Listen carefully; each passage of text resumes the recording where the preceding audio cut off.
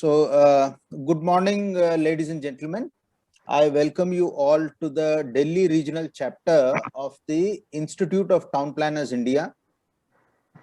As you are aware, the Institute of Town Planners India is the FX body of the town planners all across the country, and there are chapters in various cities and states. And one of the key functions of these chapters is to conduct various activities and bring to fore important issues of the day. So we are assembled here this morning in connection with the World Environment Day that was celebrated very recently. And this year, as you may be well aware, the theme of the World Environment Day is ecosystem restoration or ecosystem rejuvenation. So ecosystem is a big thing. It has several components. Water, of course, is one of the key components of that, because that's the life giver. And as a matter of fact, this 2021 World Environment Day is also the beginning of the United Nations decade on ecosystem restoration. So we are at the beginning of something very, very important. And this discussion of ours today is topical in more ways than one, for the simple reason that the Delhi Master Plan draft has just been brought out, and it is in the public domain for suggestions from the general public. The National Capital Region planning, the regional plan 2041 is also on the anvil. It is under preparation, and very soon that is also going to be brought out for suggestions. So this is the right time for us to talk about all these issues, particularly water, which is the lifeline for all of us for ecosystem restoration. And without water, we cannot imagine life. And therefore, to discuss the issues connected with water, particularly in the urban areas, because as we know, in the rural areas, there's a lot of land available, and the water bodies are relatively less polluted, relatively untouched. The exploitation levels are perhaps much lower, and therefore the problem is not as acute. But if you look at the water bodies within the urban areas, or if you look at the water consumption patterns within the urban areas, or if you look at the water extraction patterns within the urban areas, there is a lot that needs to be done here. So इस सिलसिले में हम आज बात करना चाहते हैं. तो इसलिए हमने we have chosen some very eminent speakers to share their experiences with us. तो मैं ज्यादा समय नहीं लूंगा. सबसे पहले हमारे साथ आज जुड़े हैं, हमारा सौभाग्य है कि हमारे साथ राजेंद्र सिंह जी हैं. राजेंद्र सिंह जी का इंट्रोडक्शन देने का कोई खास जरूरत नहीं होगा, मैं समझता हूं, क्योंकि he is a very well known water, not just a, I won't call him a water activist. He's a person who's actually done the action, करके दिखाया है. So way back in the year 2001, for the enormous work that he has done in the restoration of the water bodies, particularly in the Alwar district of Rajasthan, 2001 में Raman Magsaysay award इनको दिया गया है. उसके बाद में 2008 में गार्डियन ने इनको घोषित किया है one of the 50 persons who can save the planet. अगर आज planet को सेव करना है तो पानी बहुत ही अहम मुद्दा है उसमें. तो he is one of the persons who can save the planet. तो इसलिए हमने आज उनको यहाँ पे रिक्वेस्ट किया है, and he has very kindly agreed to come, and he is there with us today.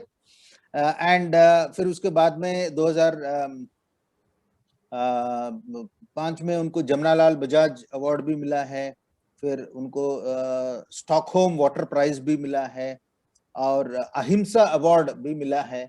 So there is a long list, and very popularly, very fondly सब लोग उनको वाटर मैन ऑफ इंडिया कह के पुकारते हैं. तो we are really very happy, Rajendra Singh ji, that you are here with us. and along with him we also have equally eminent other speakers, Dr. Suresh Rohilla. इनको हम अपना इसलिए कहते हैं क्योंकि हमारा school of planning and architecture में इन्होंने पढ़ाई किया है और पानी के बारे में बहुत सारा काम किया है और कर रहे हैं और आगे करेगा भी. He is with the Center for Science and Environment. He is a senior director. He is conducting lot of capacity building programs. वो भी हमारे साथ आज जुड़ गए हैं. Then we have Professor Anil Dutt Vyas. He is another eminent academician जो international arena में काफी काम कर रहे हैं और आजकल प्रोफेसर भी हैं. And then of course we have Dr. D.S. Meshram, who has been the chief town planner of the TCPO of the Government of India, and he has also been the president of the ITPI for several terms, and currently he is now the vice president of the Commonwealth Association of Planners.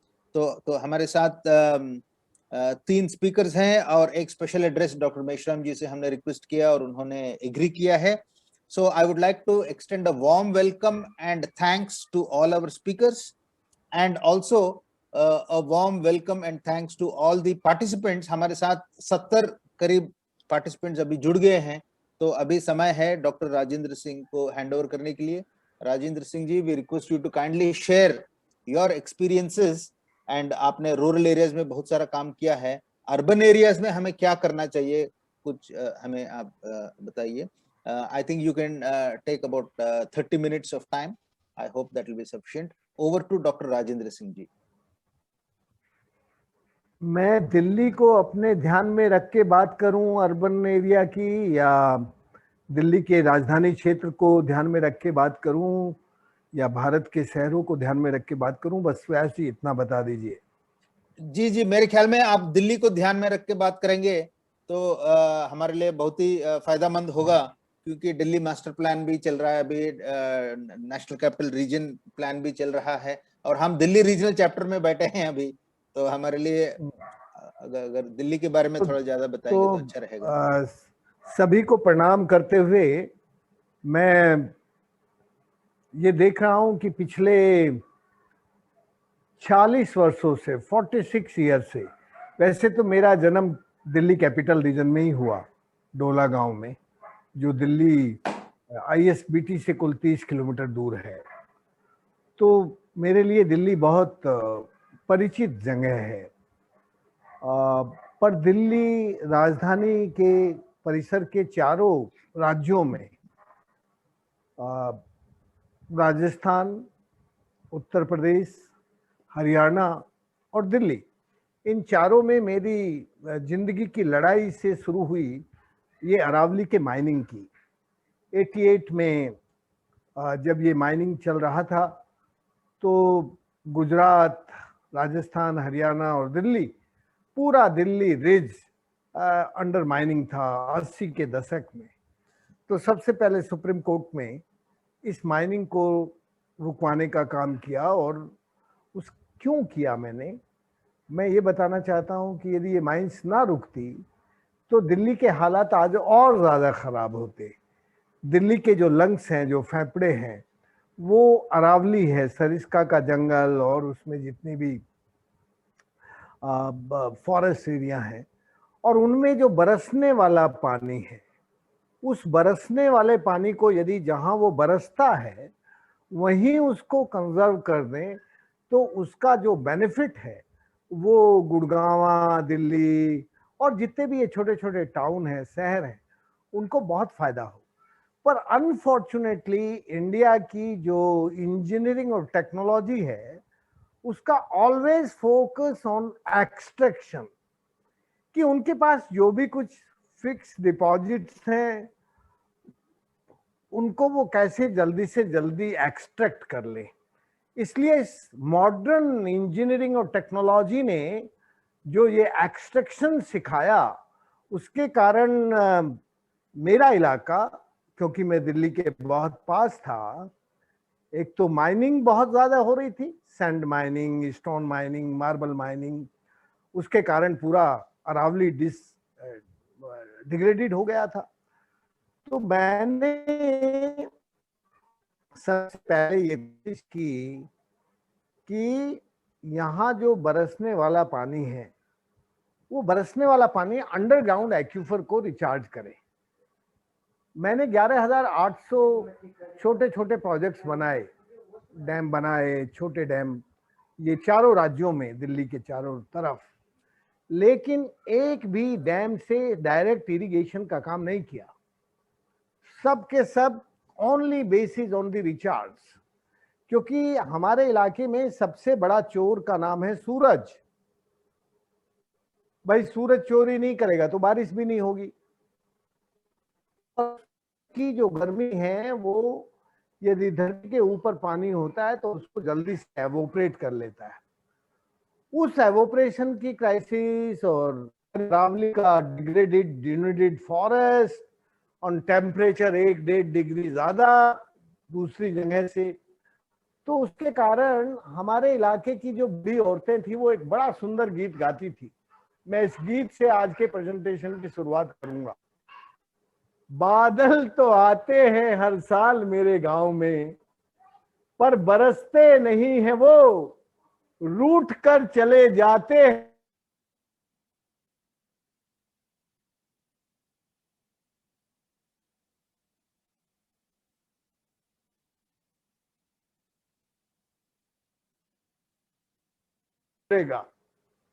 ये जो दुख भरे गीत थे हमारे बूढ़े लोगों के, और उस वक्त नाइट ब्लाइंडनेस बहुत ज्यादा थी माल न्यूट्रिशन के कारण, क्योंकि पानी नहीं था, तो सब लोग डिस्प्लेस चले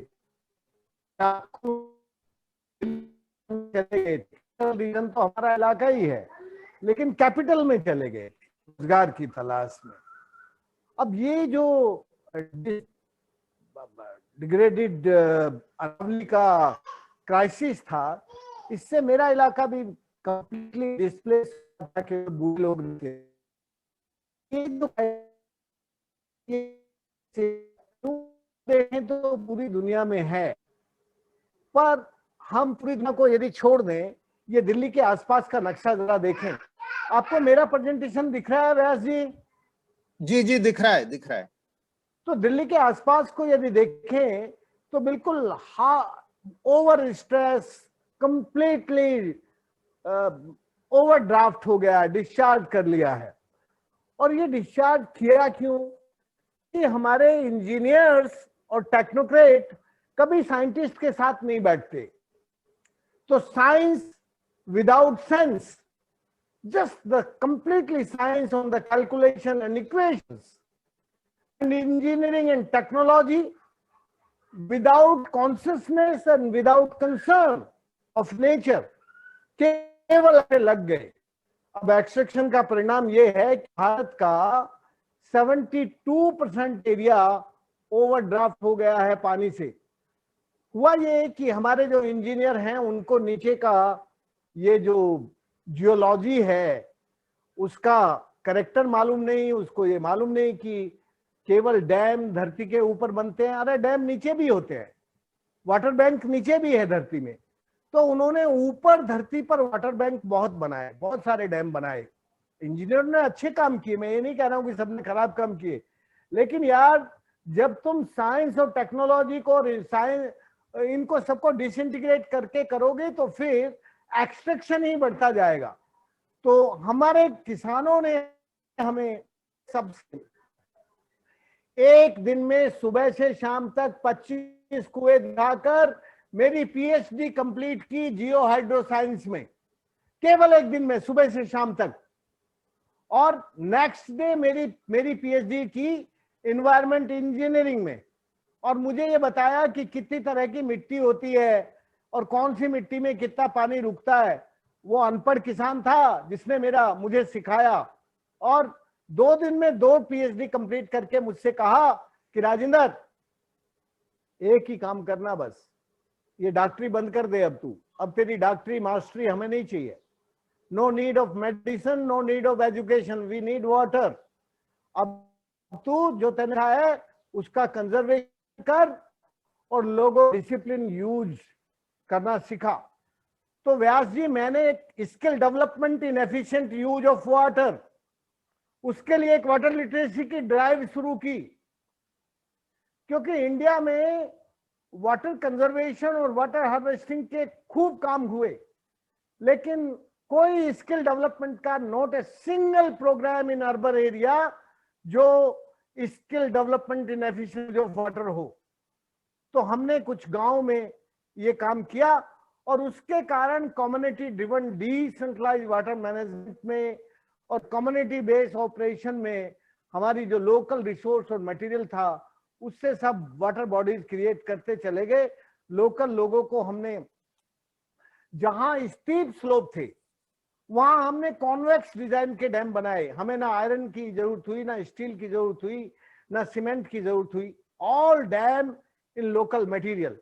बिकॉज जब आप नेचुरल इंजीनियरिंग यूज करते हैं तो जहां स्टीप स्लोप है, पानी का दबाव ऊपर से आता है, तो दबाव के सामने आपने कॉन्वेक्स डिजाइन का डैम बना दिया तो वो टूटेगा ही नहीं। और जहां नेचुरल डिप्रेशन था वहां कॉनकेव स्ट्रक्चर बना दी, और जहां जेंटल स्लोप था वहां सिंपल स्ट्रक्चर बना दी। कुल हमने 11,800 डैम बनाए, जिनके कारण 2.5 लाख कुएं रिचार्ज हुए पिछले 38 सालों में, और 17 लाख लोग भारत के अर्बन एरिया से अपने गांव में जाकर अब खेती करने लगे। तो यार, जब तक शहरों पर पॉपुलेशन का प्रेशर बढ़ता जाएगा तब तक कैसे प्लानिंग करोगे? कितनी भी प्लानिंग कर लो, शहरों को बढ़ाते जाओगे, फिर गांव का पानी लूट के लेके आओगे। तुम ऐसा करो ना कि गांव के लोग तुम्हारे शहर में ना आए, उनकी जो अपनी जमीन है वहां उस पर कुछ काम करें, खेती करें, उद्योग करें।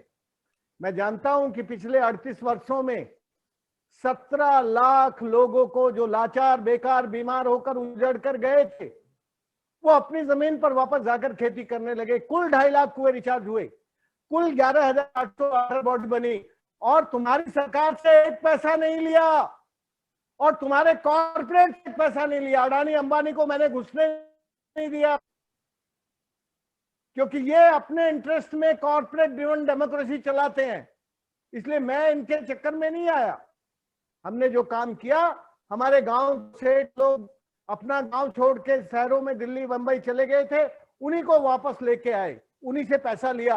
और या फिर सीडा जैसी संस्थाएं थी जो इंडियन कम्युनिटी को रेस्पेक्ट करती थी और इंडियन कम्युनिटी डिसीजन को एग्जीक्यूट करने में हमारे साथ तैयार थी, या फिर उनसे बहुत मदद ली। हमने कभी ऐसी किसी संस्था से पैसा नहीं लिया जो अपना प्रोजेक्ट बना के और प्रोजेक्ट ड्रिवन काम चलाए। हमने प्रोजेक्ट से काम नहीं किया, प्लान से किया। इसलिए मैं इतना ही कहना चाहता हूं कि आपको दिल्ली के आसपास का यदि पानी का काम करना है तो रिचार्ज बढ़ाना पड़ेगा। और रिचार्ज में आप देख सकते हैं, पहले ये नदी हमारी रोड की तरह काम आती थी। 1985 में 20 फरवरी का फोटो है ये। अपना गांव छोड़ के रोड के रास्ते से लोग शहर जाते थे। अब ये same river flowing and agriculture in the both embankment, वो सेम नदी है। सुरेश, तुझे फोटो याद है? ये कालेड गांव का है। कौन सी नदी का? अरवरी नदी का। वो जो ऊपर पेड़ है वो सूखा हुआ छोटा सा वो पेड़ था जब हमने काम शुरू किया। अब तो बड़े बड़े पेड़ हो गए, वही पुराने 38 सालों में। ये दोनों फोटोग्राफ भी फरवरी के हैं। ऊपर का फोटो है 20 फरवरी 1985 और ये नीचे वाला फोटो है 20 फरवरी 2021। ये तुम्हारी नेशनल रिमोट सेंसिंग सेंटर में ये चर्चा थी कि राजेंद्र तो साइंटिस्ट नहीं है, उसने ऐसा कौन सा साइंस का काम किया कि उसको स्ट्रोक अवार्ड मिल गया। क्योंकि अवार्ड के भूखे लोग बहुत होते हैं, सबको अवार्ड चाहिए। मुझे तो नहीं, मुझे तो उन्होंने जबरदस्ती दिया, मैंने तो ना कभी अप्लाई किया ना किसी अवार्ड के लिए गया। तो ये जो बहुत सारे लोगों के पेट में दर्द होने लगा कि यार ये साइंटिस्ट तो है नहीं, ये तो साइंटिस्ट संस्थाओं को मिलता है, ये राजेंद्र को कैसे मिल गया। तो फिर एक अध्ययन हुआ सरकारी, रिमोट सेंसिंग सेंटर हैदराबाद ने ये अध्ययन किया। उन्होंने 100 पेज की एक रिपोर्ट की, लेकिन आपको 2 स्लाइड दिखा रहा हूं। 16 मार्च 2014 और 20 मार्च 16 मार्च 1994 और फिर 20 मार्च 2014। ये स्लाइड्स कह रही हैं कि पहले पहाड़ियां नंगी थी, पानी नहीं रुकता था, चला गया, और हरियाली नहीं थी। क्या लिखती है वो? Immense increase in vegetation is clearly visible in the reason.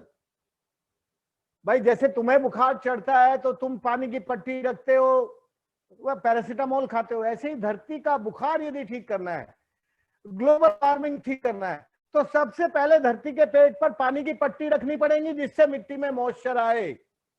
मिट्टी में मॉइस्चर आएगा तो ग्रीनरी आएगी, ग्रीनरी आएगी तो कार्बन का सिक्वेस्ट्रेशन होगा, तो आपकी क्लाइमेट सिक्योरिटी होगी अर्बन एरिया के आसपास। इसके बिना आपको कार्बन के बिना आपकी ना क्लाइमेट सिक्योरिटी होगी, ना वाटर सिक्योरिटी होगी, ना फूड सिक्योरिटी। दोस्तों, मैंने एक गांव से काम शुरू किया था, ये काम अब 1200 गांव में फैल गया, 19 जिलों के। और इस काम में एक गांव से काम शुरू करके रिवर बेसिन लेवल पर ऑर्गेनाइजेशन बनाए। तो यदि आपको अर्बन प्लानिंग करनी है तो दिल्ली के चारों तरफ जो छोटी छोटी स्ट्रीम्स हैं उनका रिचार्ज बढ़े, और उनमें फिर मैनेजमेंट के काम शुरू हो, community driven decentralised river management का काम शुरू हो, तो फिर दिल्ली पानीदार बन सकेगी और दिल्ली हरी भरी बन सकेगी। स्मार्ट सिटी बनाना बोलते हैं आजकल, आपके पास नए शब्द आ गए हैं, स्मार्ट। तो स्मार्ट तो वो हरियाली से होगी, पानी से होगी। स्मार्ट सीमेंट कंक्रीट और कांच की बिल्डिंग से नहीं होगी दिल्ली। यदि आप उसको रियल स्मार्ट बनाना चाहते हो तो दिल्ली को पानीदार बनाओ। बेपानी हो गई है दिल्ली, दिल्ली के लोगों की आंखों का पानी सूख गया है, और दिल भी बेपानी हो गया, और हाथों का पानी भी। बस वो इंजीनियरिंग और टेक्नोलॉजी में प्लानिंग करने से ये नहीं होगा, नेचर के साथ प्लानिंग करनी पड़ेगी। दोस्तों, सबसे ज्यादा पानी खेती में खर्च होता है, 87% एग्रीकल्चर में चला जाता है पानी। मैंने क्रॉप पैटर्न को रेन पैटर्न के साथ जोड़ा, कुल 47% पानी यूज करता हूं अपने इलाके में खेती में। बाकी पानी हमारे रिचार्ज, नदी, सब stop erosion and silting, ground water recharge and skill development and efficient use of water. ये 4 काम हमने किए सॉल्यूशन के लिए। ये मेरा गुरु है मांगू काका। ये जब जिंदा था, ये राहुल, ये सुरेश तो उसकी कहानी नहीं सुनाएगा, वो एक गीत गाता था, मैं 2 बार नहाता था, अब 2 बार नहाता हूं। पहले मैं होली और दिवाली के दिन नहाता था, और सुबह 2 बार नहाता हूं। तो ये जो परिवर्तन है, ये परिवर्तन आप देख सकते हैं जब नेचर में होता है, love and affection with nature and respect with nature, तो धरती का चेहरा बदलने लगता है। डिग्रेडेड लैंड पर हरियाली और खेती आ जाती है। दोस्तों, बस 2 मिनट में मैं खत्म कर रहा हूं। जब हमारी अरावली नंगी थी, वीरान थी, तब जब भी धरती पर अरावली में सूरज की किरणें पड़ती थी तो वहां की रेड हीट बढ़ जाती थी, और बादल उसके ऊपर जाके ऊपर उठ जाते थे, बिना बरसे आगे नहीं जाते। लेकिन बादल केवल नंगी पहाड़ी पे पड़े ऐसा तो नहीं, बादल तो समुद्र पे, सूरज तो, रेड हीट तो सूरज की समुद्र पे भी पड़ती है। तो समुद्र के खारे पानी को एवोपरेट करके मीठा पानी बना के H2O में बदल के ब्लू हीट में हो जाती है। वही जब समुद्र में पड़ती है तो समुद्र से ब्लू हीट में चेंज होती है, और ये ब्लू हीट हमेशा जंगलों की तरफ जाती है। और जैसे ही ब्लू हीट ग्रीन हीट से मिलती है तो दोनों एक साथ डिस्चार्ज होते हैं। इन दोनों के एक साथ डिस्चार्ज होने में मेरा जो इलाका है ये नहीं है।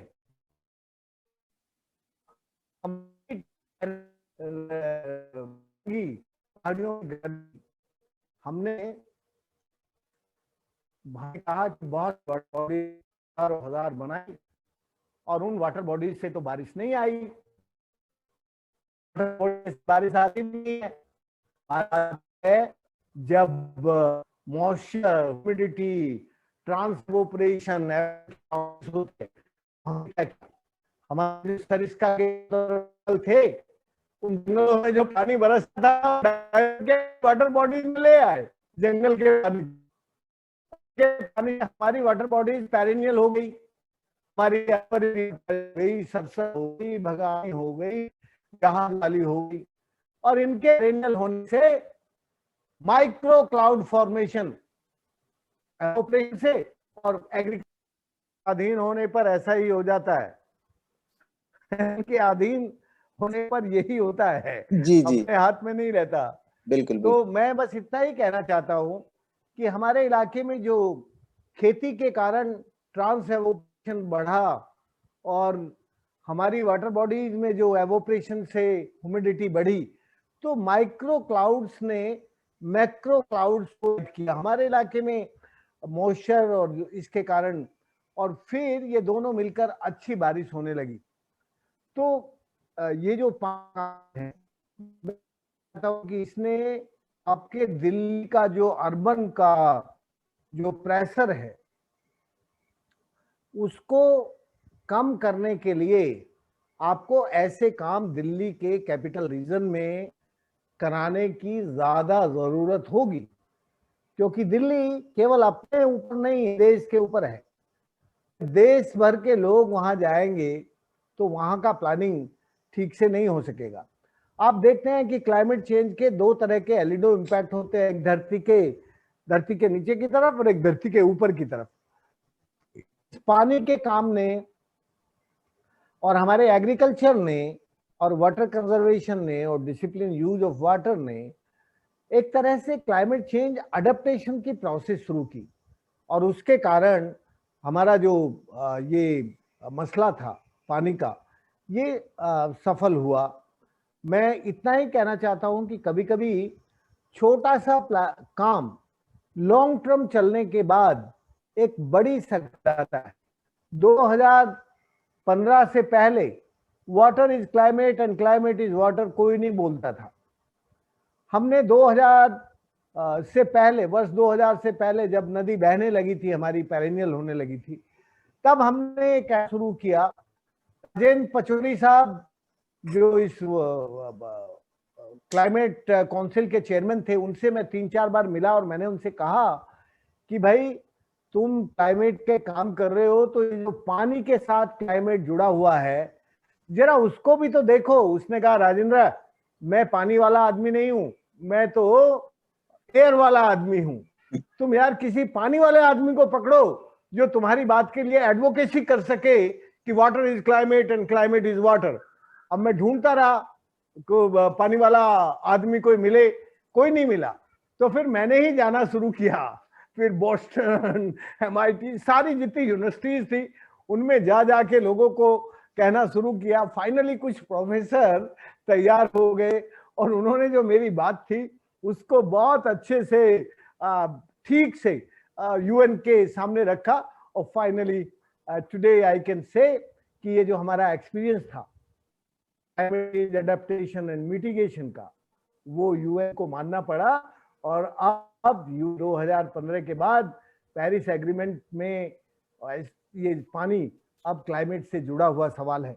मैं बस आपको अंत में इतना कहना चाहता हूं कि दिल्ली की इकोसिस्टम को यदि ठीक करना है तो दिल्ली का इकोसिस्टम अपना इंद्रप्रस्थ में बैठकर नहीं होगा ठीक। इंद्रप्रस्थ में आप एक लॉन्ग टर्म प्लानिंग बना सकते हैं। यदि दिल्ली का इकोसिस्टम ठीक करना है तो इंद्रप्रस्थ में बैठकर प्लानिंग कर लो, लेकिन गांव में आ जाओ जहां से इंद्रप्रस्थ दोबारा इंद्रप्रस्थ बन जाए। व्यास जी, इंद्रप्रस्थ का मतलब आप जानते हैं, जहां से इंद्र हार जाता हो वहां यमुना का जो दोआबा है, इतना सुंदर सैंड था, 65% वाटर वहां की यमुना की सैंड अपने अंदर रख लेती थी। इसीलिए उस पूरे इलाके को खादर कहा जाता था, जो पानी को खा जाए, अपने अंदर रख ले। और दूसरा दिल्ली में खांडव प्रस्थ था, खांडव प्रस्थ है अरावली, इसलिए आपको इंद्रप्रस्थ को मतलब यमुना के पूरे बेल्ट को जो दोआबा है उसको रिचार्ज जोन बनाना पड़ेगा, उसको ठीक से इन सीमेंट कंक्रीट की बिल्डिंगों से बचाना पड़ेगा। आपका प्लानिंग स्कूल भी यार यमुना की जमीन में बना हुआ है और ये विकास मीनार सब यमुना की जमीनों में है। तो जब रिचार्ज की जगह पर आपने सीमेंट कंक्रीट और बड़ी बड़ी रोडें कर दी तो फिर मुश्किल होगी। इसलिए इंद्रप्रस्थ बनाओ, यमुना को रिचार्ज करो और खांडव प्रस्थ को, अरावली के रीजन को वाटर बैंक बनाओ, वाटर सेंचुरी बनाओ, तो दिल्ली का पानी पानीदार बन जाएगा। दिल्ली में 380 वाटर बॉडीज थी, वो सब डिस्टर्ब हो गई। उनका सर्वे हमने 2006 में किया था, उनको रिजुनेट कर सकते हैं। बस मुझे इतना ही कहना है। आपके कुछ सवाल हो तो पूछ लीजिए। थैंक यू, मैंने थोड़ा ज्यादा समय ले लिया, माफ करना। बहुत बहुत बहुत धन्यवाद डॉक्टर राजेंद्र सिंह। आपने बहुत ही अच्छी तरीके से जो आपका अनुभव है वो हमसे आपने शेयर किया है। बहुत अच्छी सुझाव भी आपने दिया है। दिल्ली में मास्टर प्लानिंग और रीजनल प्लानिंग जो भी है उसको किस दिशा में हमें ले जाना चाहिए, जो सुझाव आपसे मिला है, तो हम कोशिश करेंगे उसको सही जगह पे उसको पहुंचाने के लिए। वाटर लिटरेसी और कम्युनिटी ड्रिवन स्किल डेवलपमेंट की बात जो आपने कही है वो बहुत ही मुख्य विषय है, उसके भी ऊपर हमें जोर देना चाहिए। एफिशिएंट यूज ऑफ वाटर, और आपने बिल्कुल हमें आज सुबह रिचार्ज कर दिया है और आपने ये भी बताया है कि रिचार्ज करना बहुत मुश्किल है। तो सबसे पहले अगर ह्यूमन माइंड अगर रिचार्ज हो जाए तो हम जाके अपना थिंकिंग को रिचार्ज करें और रिजुविनेट करें और रिस्टोर करें। प्रकृति की ओर हमें बढ़ना चाहिए और प्रकृति का नियम हमें पालन करना चाहिए। तो बहुत बहुत धन्यवाद। हमारा सौभाग्य है हमें आपको सुनने का मौका आज सुबह हमें मिला है। तो thank you doctor Rajendra Singh ji. And now we will request Dr. Suresh Rohilla, who is also a planner, regional planner, and he has been doing a lot of work on water. He is also with the CSC as a senior director, and Dr. Rajendra Singh से भी उनके साथ में भी उन्होंने काम किया है। So over to Dr. Suresh Rohilla, please. Thank you, Professor Rao, और good morning to all, सबको सुप्रभात। राजेंद्र भाई की बात बोलना मतलब बड़ा मुश्किल होता है कि वो, लेकिन ये कि बहुत आसान भी कर देते हैं दूसरों के लिए कि इतना संदर्भ उन्होंने इंट्रोडक्शन कर दिया है, कॉन्टेक्स्ट सेट हो चुका है। और आज से 27 साल पहले की बात है राजेंद्र भाई, आपके यहाँ पे मैं आया था मैच्योर गैस बैग की तरह मास्टर टाउन प्लानिंग पढ़ने के बाद। जब मैं, और उसकी एक भूमिका है कि लेफ्टिनेंट गवर्नर दिल्ली जो डीडीए के पेट्रन होते हैं उनके यहाँ एक मीटिंग हुई थी और मैं इंटैक में कंसल्टेंट अपॉइंट किया गया था और वहां पे हमने कहा था कि जल संचयन होना चाहिए, रेन वाटर हार्वेस्टिंग होनी चाहिए। वहां बुलाया गया डीडीए के ऑफिशियल्स को, जल बोर्ड के ऑफिशियल्स को, इरिगेशन फ्लड कंट्रोल को, और उनको कहा गया कि ये प्रोजेक्ट दिल्ली में करना है। तो उनके व्यू मांगे गए। तो दिल्ली जल बोर्ड ने कहा कि हमारा इस प्रोजेक्ट से कोई लेना देना नहीं है, क्योंकि हमारा काम है पानी को डिस्ट्रीब्यूट करना हमारे एक्ट के हिसाब से। और डीडीए से पूछा गया तो उन्होंने कहा हमारा काम है लैंड यूज प्लानिंग करना, मकान बनाना, पानी हम दिल्ली जल बोर्ड से लेते हैं। इरिगेशन फ्लड कंट्रोल वालों से पूछा गया, उन्होंने कहा हमारा काम है शहर को ड्रेन आउट करना और जब फ्लड आती है तो उसको रोकना। और ये बड़ा इंटरेस्टिंग था। उस समय मुझे लगा कि शायद मेरी कहीं एजुकेशन में कहीं कमी रह गई, तो मैं, आपको याद होगा रवि अग्रवाल, मैं और कुछ दोस्त आपके यहाँ पे चले आए थे ड्राइव करते हुए, और हमने देखा कि आप जो काम कर रहे थे क्या उसकी सीख हम शहरों में ले सकते हैं, क्या हमारी टाउन प्लानिंग। और मैं आज की प्रेजेंटेशन अपनी टाउन प्लानर्स की लैंग्वेज में करूंगा, और हो सकता है कुछ कमियां रह जाएं, क्योंकि आपका 40 साल का संघर्ष और मेरा 25 साल का संघर्ष है। आज 25-27 साल बाद मैं कह रहा हूँ, और टाउन प्लानिंग में मुझे बहुत खुशी है कि मेशराम जी और डीआरसी ने हमें मौका दिया। बिकॉज और ये भी कहना चाहूंगी, पहली बार एनुअल टाउन प्लानिंग कॉन्फ्रेंस में वाटर सेंसिटिव डिजाइन प्लानिंग के ऊपर एक टॉपिक भी रखा गया था इस बार, और ये दूसरा सेशन है जिसमें शायद वो रिचार्जिंग हो रही है। So with this permission, I will seek from the organizers to share my screen. और एक छोटी सी प्रेजेंटेशन है, और ये प्रेजेंटेशन में, क्या आप सब देख पा रहे हैं मेरा स्क्रीन? या प्लीज गो अहेड। ठीक। सो कुछ स्लाइड्स में स्किप करूंगा, और मैंने ऑर्गेनाइजर्स को ये स्लाइड्स ऑलरेडी भेज दिए हैं, वो जिस भी तरह लोगों को डिस्ट्रीब्यूट करना चाहे कर सकते हैं।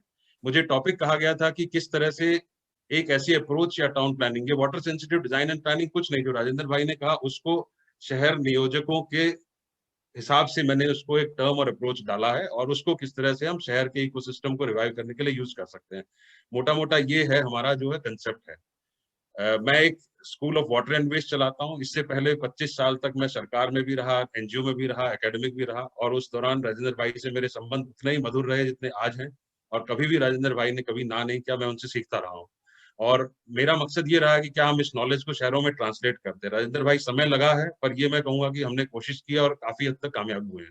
आज मैं प्रेजेंट करना चाहूंगा, कई बार हमने बातचीत की है, ये बड़े बड़े टर्म हम देखते हैं, सस्टेनेबल डेवलपमेंट गोल्स और ये सभी वो पिलर हैं, वो 3 पिलर जो आप कह रहे थे, आपने क्लाइमेट चेंज वालों को बताया कि पीपल, प्लैनेट और प्रॉस्पेरिटी।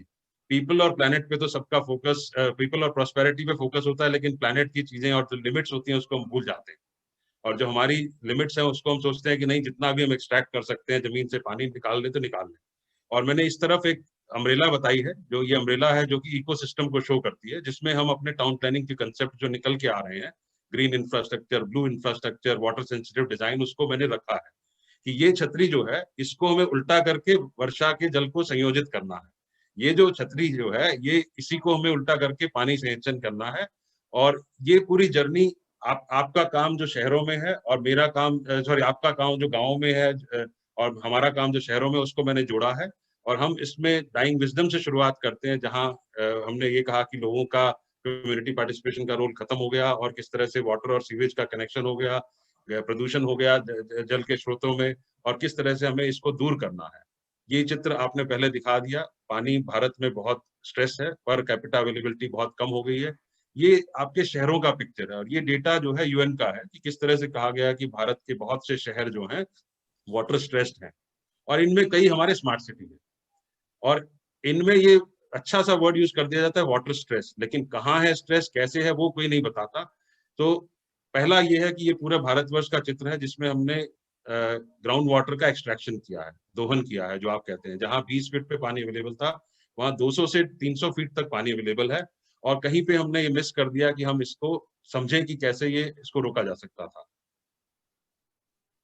ये हमने अभी इस साल जो है स्मार्ट सिटीज की, वो जो अर्बन स्ट्रेस कहते हैं ना, उसकी मैपिंग की। हमने उसमें देखा कि कितनी स्मार्ट सिटीज बन रही हैं, उसमें कितनी स्मार्ट सिटीज में फ्लडिंग का इश्यू है और कितनी में ग्राउंड वाटर का इश्यू है।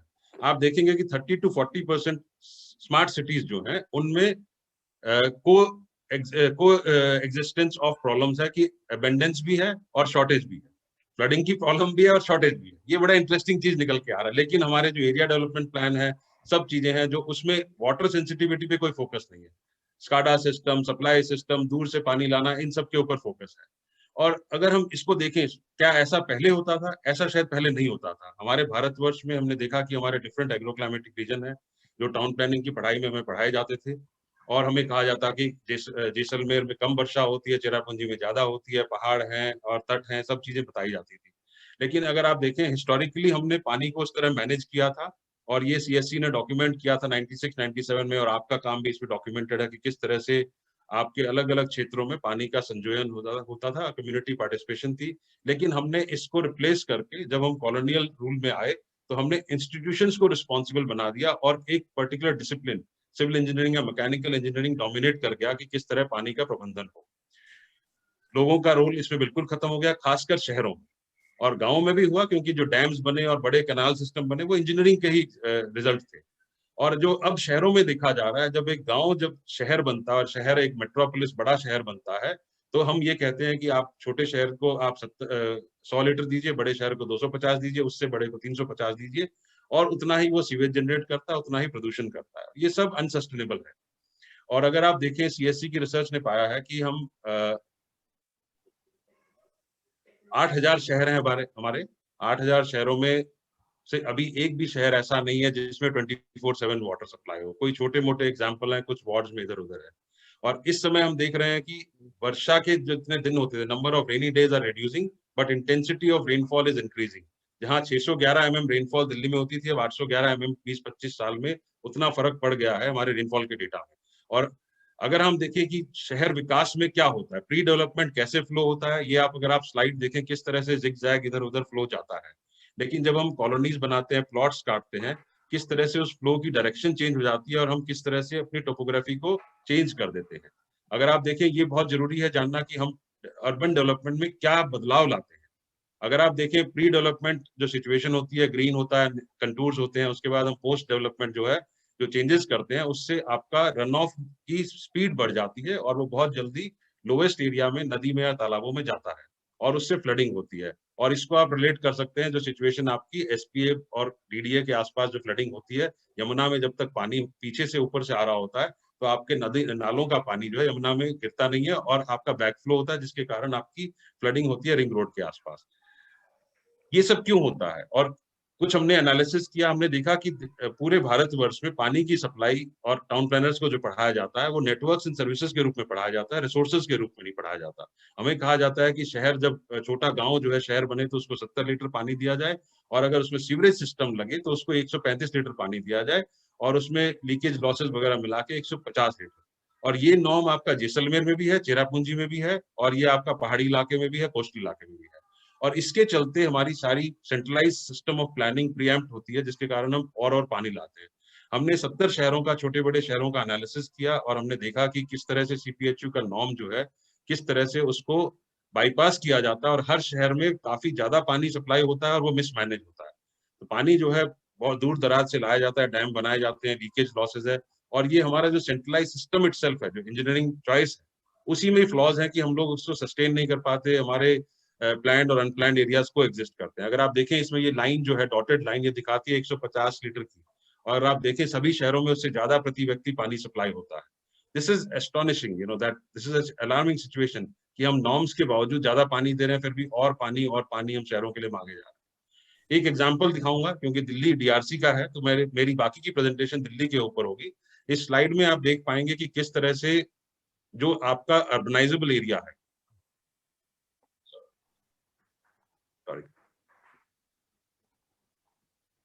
अगर आप देखें ये येलो कलर का है, मैं जिसपे स्क्रॉल कर रहा हूँ, द्वारका, बसंत कुंज और ये सारा जो एरिया, ये सारा likely to be urbanised area और जो अर्बनाइज हो रहा है, ये सारा ऑलरेडी डिक्लाइन है ग्राउंड वाटर का, इसमें मैक्सिमम डिक्लाइन। क्योंकि जब आपके 15 से 20 वर्ष लगते हैं किसी शहर को बसने में, उस समय पूरे का पूरा आपका अर्बन डेवलपमेंट जो है ग्राउंड वाटर से फ्यूल होता है, लेकिन वो अंडर एस्टिमेटेड और अनअकाउंटेड होता है। आपकी सारी कंस्ट्रक्शन ग्राउंड वाटर के ऊपर होती है और आपका अच्छा क्वालिटी का वाटर जो है वो सारा आप निकाल कर उसको नॉन पोर्टेबल यूजर्स के लिए यूज कर लेते हैं। अब आप देखिए नेटवर्क सिस्टम का डिजाइन है और आप इस पे कोरिलेट कर सकते हैं द्वारका में जो वाटर क्राइसिस और बसंत कुंज में वाटर क्राइसिस जो 15-20 सालों से चल रहा था। फिर इस वाटर क्राइसिस को दूर करने के लिए हम लोग डैम से पानी लेके आते हैं, डिस्टेंट ट्रांसफर करते हैं। तो this is very interesting. So the entire analysis shows we bring water far away as taught in our town planning provisions, and we give less focus to in-situ water augmentation. And as a result of which we are failing to have 24/7 water supply and only 30% sewage gets treated, which is not sustainable.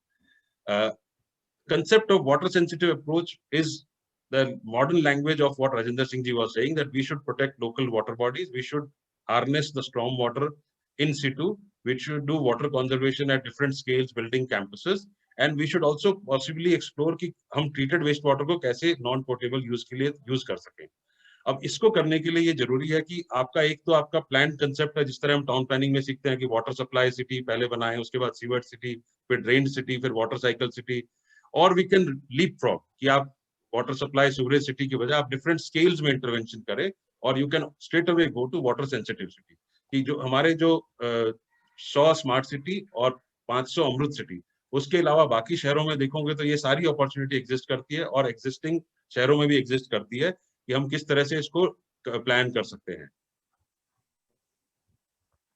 तो CSC का जो main मकसद है वो ये है कि हम किस तरह से हाइड्रोलॉजिकल इम्पैक्ट को शहरों में कम कर सकें, और वो मैं दिखाऊंगा अपने रिसर्च के द्वारा जो हमने किया है। हम डिफरेंट स्केल्स पे टाउन प्लानिंग करते हैं, सिटी स्केल पे, नेबरहुड स्केल पे और इंडिविजुअल स्केल पे, और इन सभी स्टेजेस में डिफरेंट अपॉर्चुनिटीज एग्जिस्ट करती हैं without even modifying the existing norms and standards. This study has been undertaken based on 60 master plan and the planned areas which were planned in the country, and I would like to show you this analysis of the master plans. You would see that abundant open space is available.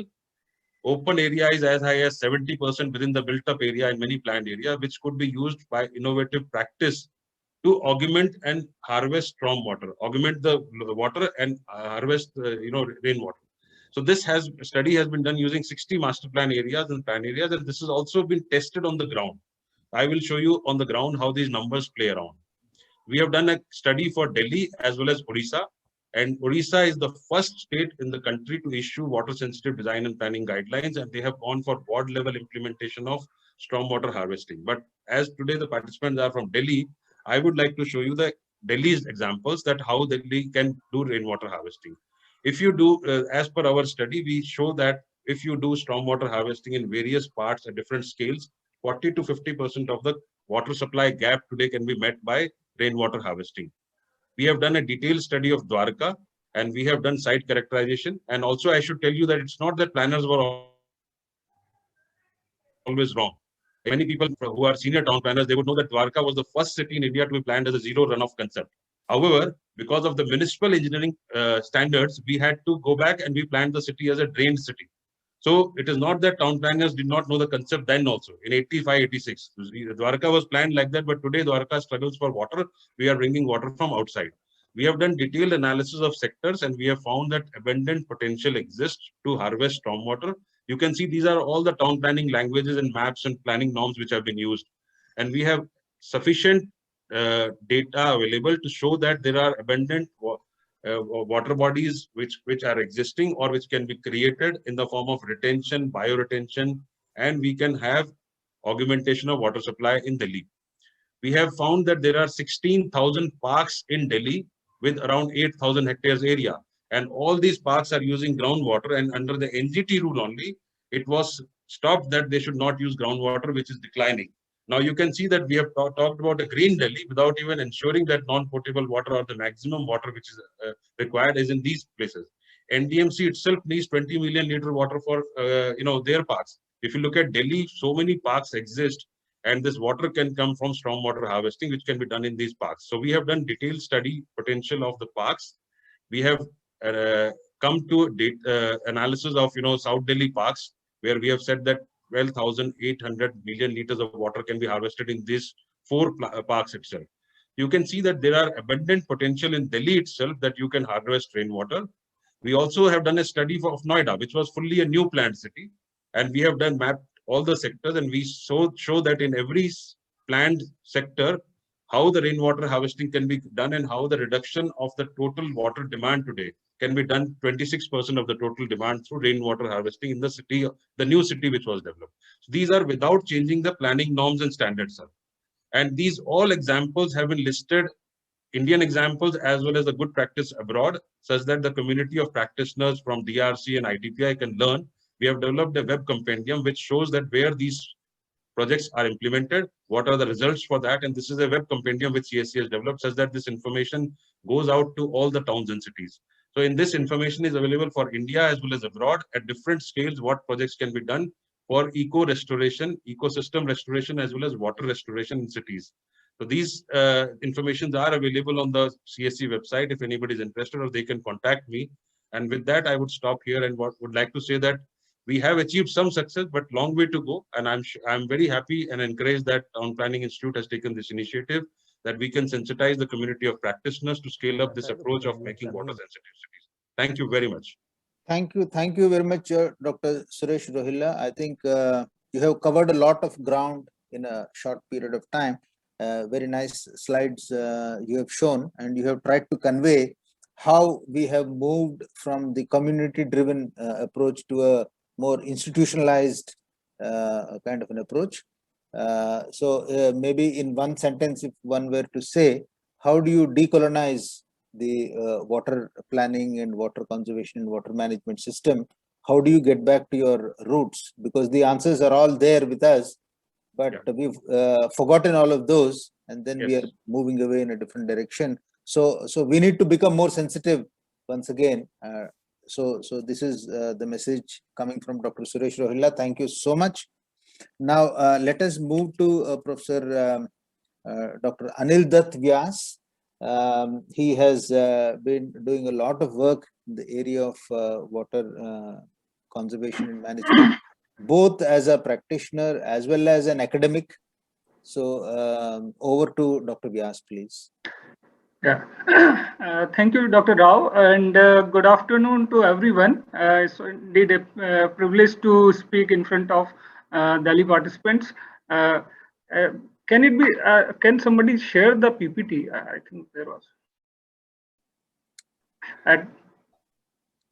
Admin, or shall I try it from? Have you shared that PPT?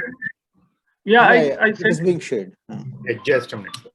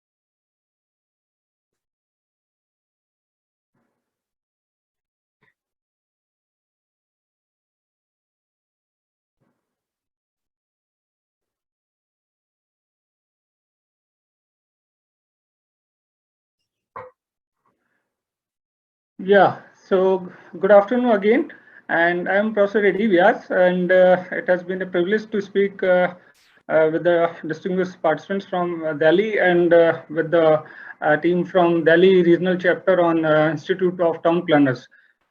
In fact, it has been almost 28 years I've been working in this domain of water and sanitation, and I was a faculty at MNIT Jaipur for 15 years.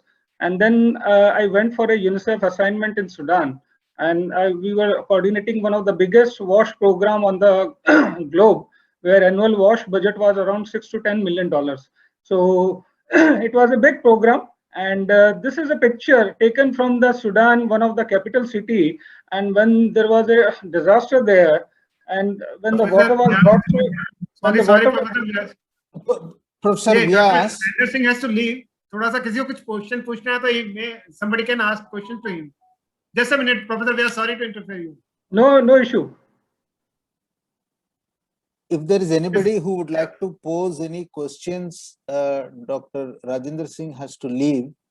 So if there are any questions for him, kindly you can raise and we can take those.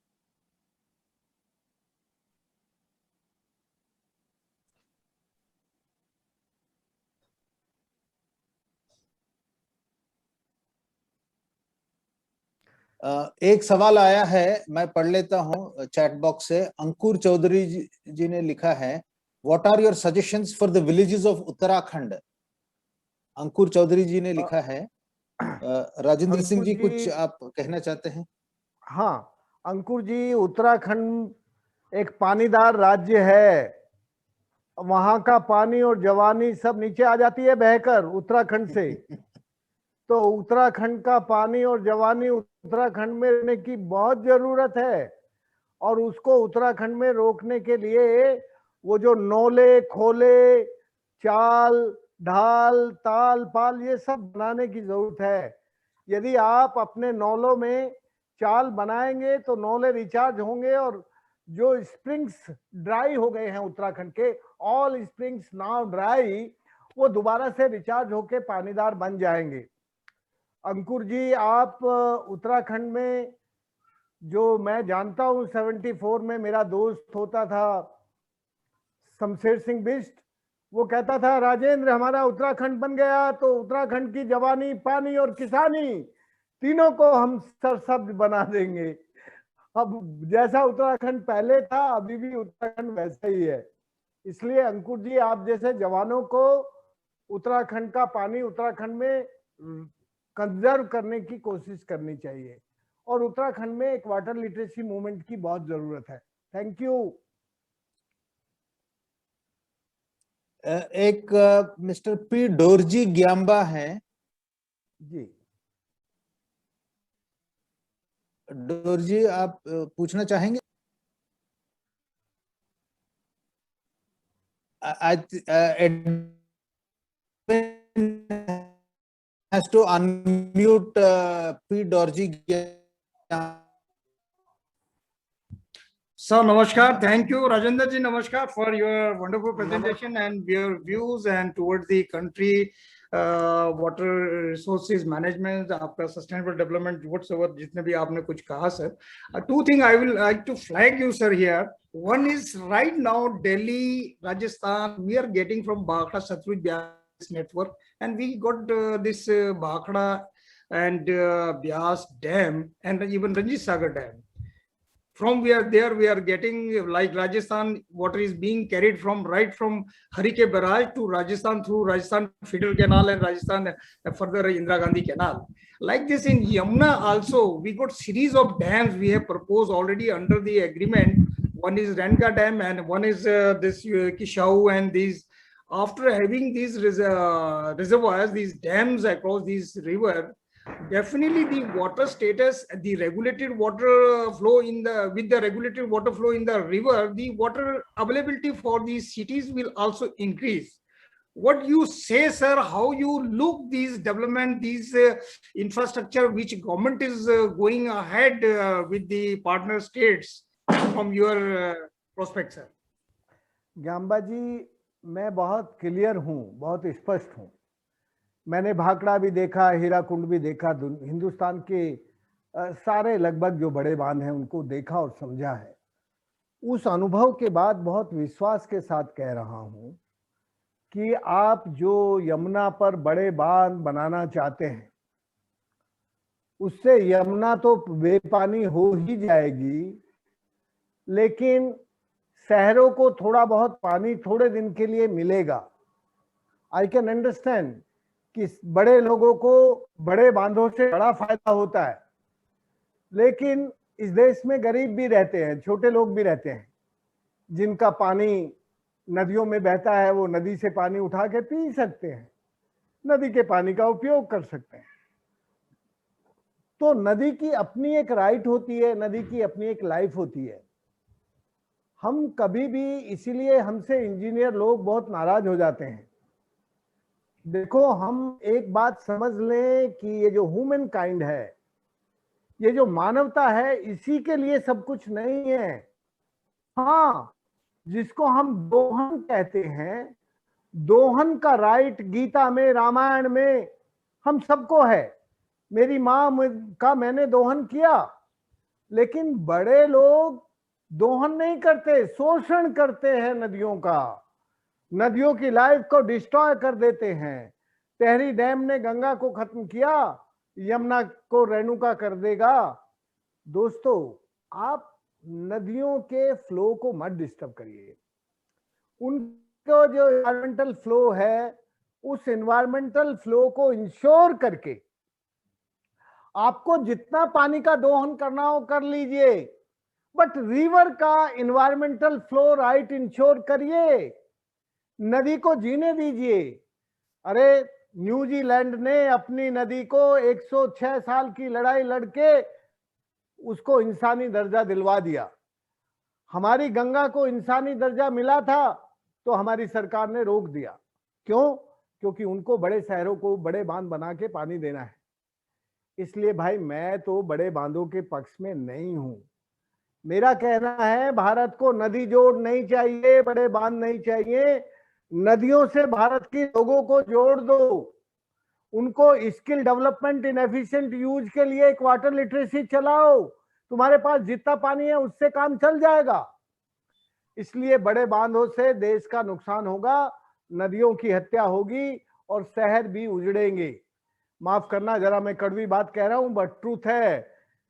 ये truth आपको अभी आज समझ में नहीं आएगा, आगे आ जाएगा। Thank you Gaude ji. चलिए, बहुत बहुत धन्यवाद जी। डॉक्टर राजेंद्र सिंह जी, आपने बहुत अच्छी बातें कही हैं। We are very grateful to you for spending your valuable time. I think you have to go for some other programme, तो बहुत बहुत धन्यवाद।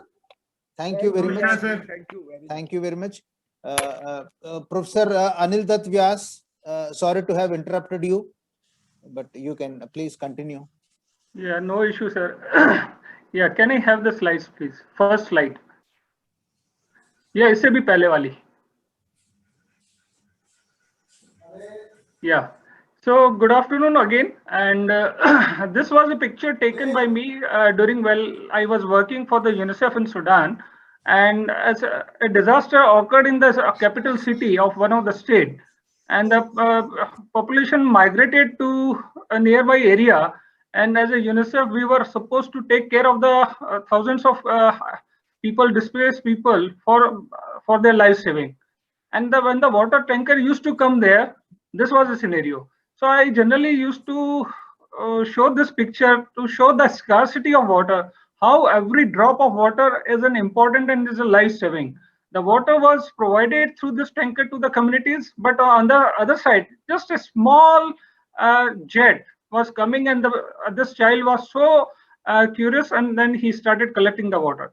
So this is the scenario globally right now in the developing nations, where the water scarcity would be one of the biggest challenge. And it is a privilege like to speak just immediately after the Dr. Rajendra Singh ji and Dr. Suresh. Both are my mentors, and it's really a very inspiring thing. And thanks to the organizers for giving me this opportunity. So truly speaking, friends, water is one of the key challenge what we are facing right now. It's not in Delhi, it's not in Jaipur, it's not in Bhopal, it's not in every city in developing nations in India and the developing nations. We have the similar problems. And unfortunately, without the absence of a strong political motivation, the things are deteriorating on a daily basis. I'm very open to say that. I'm very truly, frankly, to say that since independence, unfortunately, the water, wastewater, conservation of water systems have not been integrated in this country. And things and the cities have been developed in a haphazard way. Unfortunately, we were not able to look into the large migrations which has been coming from the rural areas to the urban cities, and people were like urban poor are the most severe sufferers right now in these scenarios, where the quality of water is deteriorated, where they don't get the water, and it is giving a big huge challenge for the urban planners, urban experts, and the governances. So this is my submission here, and I have just taken a case study of Jaipur city. Jaipur, next slide, please. Yeah, sorry, first, huh? So Jaipur, almost, before going to the Jaipur, I would like to focus on the Rajasthan water scenario. And this is one of the driest and the largest state of India. And we have 33 districts and uncertain rainfall, like Dr. Rajendra ji said that there's no specific time for the rainfalls, and the rainfall patterns have changed tremendously in last couple of decades. In the last 2 decades, because of the climate change, global warming, and all those issues, the rainfall patterns have tremendously affected. Ecological imbalance is there. I belong to a place called Jodhpur, and which is very close to the desert. And in the Jaisalmer and the Bardmer district, which is on the border areas, the annual average rainfall is just 150 mm. Can you think? And what is the national average? It's more than 1000 mm. So that is the scenario. We have been starving for water. Forget about conserving the water. We don't even get the water for even basic thing for the drinking purposes also. So that, and like what he said, that every year, अगर आप साल में 2 बार भी नहा लेते हो उस desert area में, तो आपका purpose solve हो जाता है. And that was the scenario. I was in a mission for Rajiv Gandhi drinking water program. And when we used to go to the rural areas in those particular desert area, people used to say that हमारे यहाँ पे लड़कियों की शादी नहीं होती है क्योंकि लड़कियों को यहाँ भेजे जाएगा तो 10 से 12 किलोमीटर रोज उनको पानी लाना पड़ता है. So it has a social impact. Though nobody was willing to give the daughters to those areas, and that is the scenario still persisting there. We have not learned from the past things, and we are still going, and the things are deteriorating. If you look into the Rajasthan, out of 237 blocks, 207, sorry, just go behind that previous slides, please. Sorry, previous one. Yeah, previous, the second slide. Yeah, if you look into this one, out of 237 blocks, 207 in the dark zones. This is the scenario of Rajasthan. And this is scenario in Delhi also. Jaipur is one part. Delhi has 11 districts. If you take one case study of the Jaipur, it is quite resembling to the 11 cities, 11 districts of Delhi also. And the cattle owners, like Rajasthan, is also having the highest cattle owners, and they are also facing acute shortage. Okay, and drought-like situation in 26 out of 33 districts of Rajasthan. So this is a big challenge. I'm just emphasizing what are the big challenges we have been facing since independence. And during 2012 to 2017, state received just 15 to 20% of the rainfall as per Indian Meteorological Department. So friends, this is the kind of situation prevailing. So it's difficult to conserve the water also. And the annual water table loss is 1 to 3 meters at many places. Now, every year, 3 meters of the water table is going down. Okay, so in our civil engineering, in our urban planning, architecture, we always say that एक story की building हर साल पानी नीचे जा रहा है. And this is not a situation in Jaipur. This is a situation in all the major cities in India, major cities in the developing nations. So what to do then? Please, next slide, please. Now, if you look into this, Jaipur, the emerging mega cities, okay, and we have a population of 4 million. Previously, it was 3.1 million, but now official data has not come. But as per the present estimates, it's around 4 million. And we have a water demand of almost 500 MLD in summertime. Sometimes it goes up to 550, 600 MLD also. And supply is 275 MLD from Bisalpur Dam and 100 MLD from 2000 tube wells.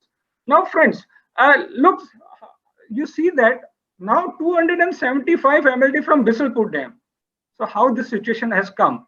This is the alarming point. This is the tip what we need to understand. I remember 30 years before when I came to Jaipur from Jodhpur as a faculty in NIT Jaipur. At that time, we used to get the water from one of the surface water source, Ramgarh Lake. That was a great source of water to the whole city. Subsequently, with the time, it has now emerged as one of the key potential area for the bhoomafias. They captured the whole area. उसको पूरा वहां पे colonies बन गई है, जमीनें बिक गई है अच्छे भाव से, 50,000 1 लाख रुपए गज पर स्क्वायर मीटर के हिसाब से वो जमीनें बिक गई है. So there is a good nexus, you understand. So this is how the situations are going in the cities like us. So now where are the things coming? Where is the area for the recharging? हम recharging की बात कर रहे हैं, हम वो बात कर रहे हैं, लेकिन पानी जो बारिश का पानी जो हमारा आ रहा है वो रिचार्ज होगा कहाँ से? The concrete jungles have occupied the whole of that whole city, and this is not in Jaipur. This is also quite true in the Delhi also. So this is how now we are relying and we are getting water from Bisalpur Dam, that is 275 MLD. So 350 MLD का पानी आज की तारीख में आ रहा है और इसकी डिमांड और बढ़ रही है. अब बिसलपुर डैम कोई ऐसा तो है नहीं कि एक पाइप नल लगाया और पानी आ गया. It needs money, and who has to pay for that one? The government doesn't want to put the burden on the communities, on the population. They take the loan, and the loan amount keeps on going up every year. ये होता रहता है. ठीक है, अभी आज की तारीख में इनको और इसको ऑगमेंट करने की जरूरत पड़ गई है. तो हमारा जो पानी का जो सोर्स था रामगढ़ लेक वो खत्म हो गया. आज की तारीख में हम 100 MLD 2000 ट्यूबवेल से ला रहे हैं. ये 2000 ट्यूबवेल्स वो हैं जो PhD के ऑफिशियल डेटा में है.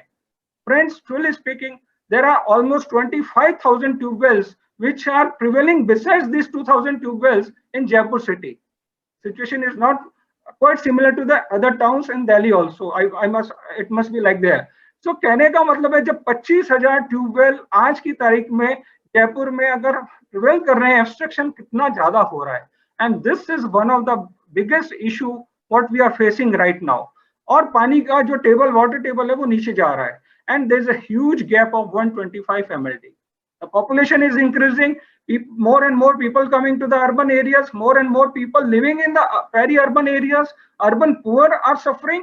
And because उनको पानी एक तो costly मिलता है, जो टैंकर्स के थ्रू सप्लाई होता है. वो जो पानी आज हम घरों में जो PhD की सप्लाई है 100 रुपए महीने का देते हैं, वो गरीब आदमी एक महीने का 4 टैंकर के लिए 2,000-2,500 रुपए देता है. Look into the economics.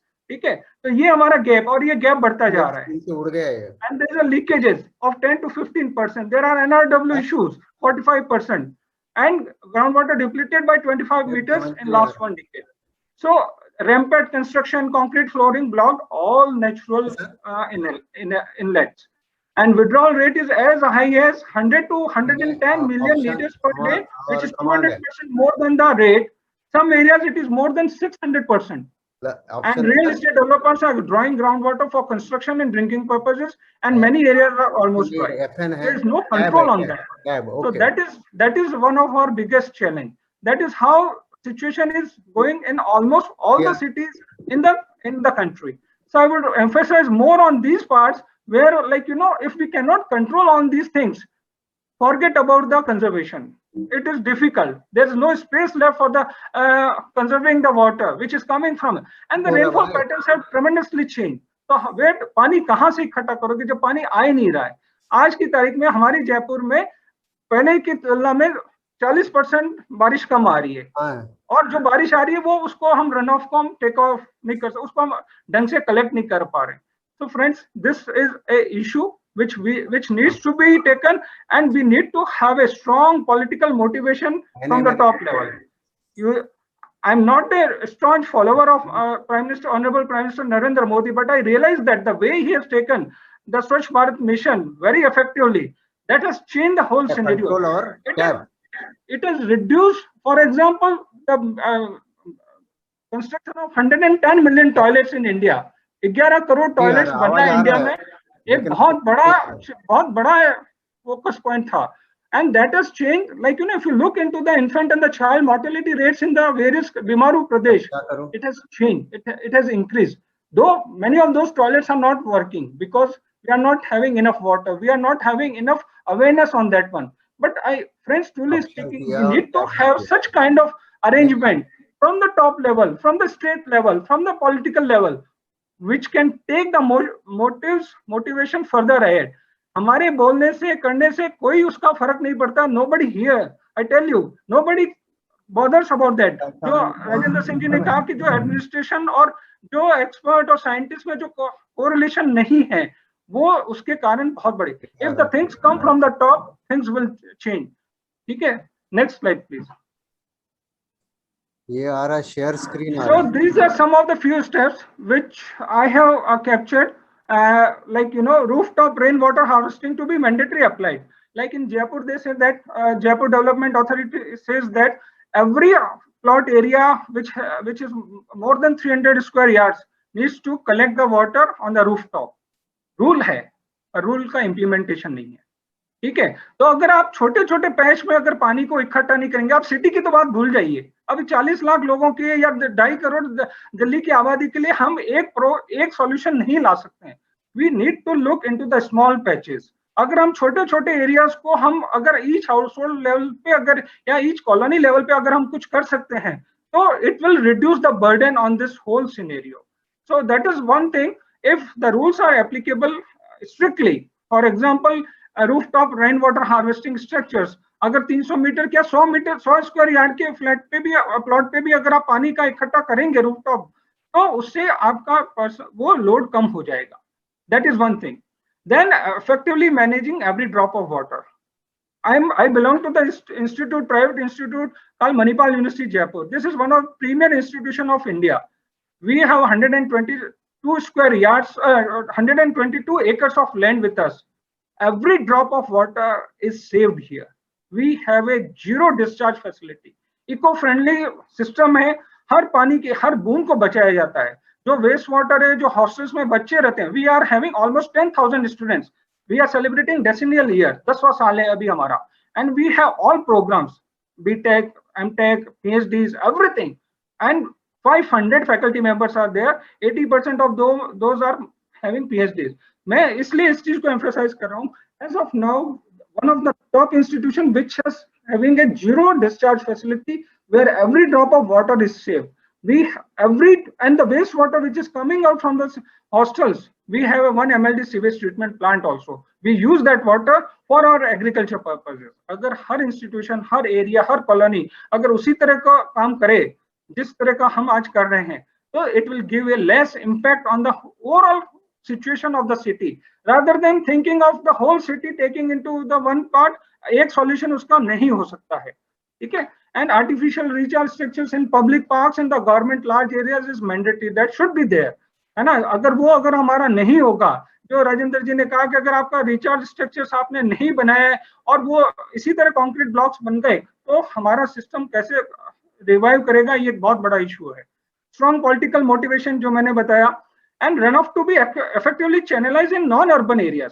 चलिए आपने पूरा कंक्रीट एरिया बना लिया, लेकिन जो रन ऑफ इतना, अगर बारिश आया तो उस बारिश के पानी को अगर आपने नॉन अर्बन एरियाज में अगर आपने उसको चैनलाइज करके नहीं रिचार्ज किया, तो पानी कहाँ से आएगा. इसी तरह सिचुएशन खराब होगी. And control on illegal tube wells, water extraction. जबरदस्त. जब 2000 ऑफिशियली ट्यूबवेल्स हैं और 25,000 हमारे अनऑफिशियल ट्यूबवेल्स हैं, तो आप बताइए कंजर्वेशन कहाँ होगा, कौन से कंजर्वेशन की हम बात कर सकते हैं. I am sorry friends, this is the realistic fact, this is what I have realised in Jaipur city. And control on strengthening the distribution system. हमारे लीकेजेस बढ़ जाते हैं, लोगों को पानी नहीं मिलता, प्रेशर कम है, वो सारी चीजें अलग है. Then developing smart villages. मैं राजेंद्र सिंह जी की बात से पूर्णतः सहमत हूँ कि जैसे आज हम स्मार्ट सिटीज को डेवलप कर रहे हैं, हमको smart cities develop, smart villages develop करना चाहिए. Why there is a need for people to come to the urban areas? Why not our villages are developed in such a way where we have enough of space to recharge, where we can reduce the load on our urban sector? Then these smart villages will play a very important role. ठीक है.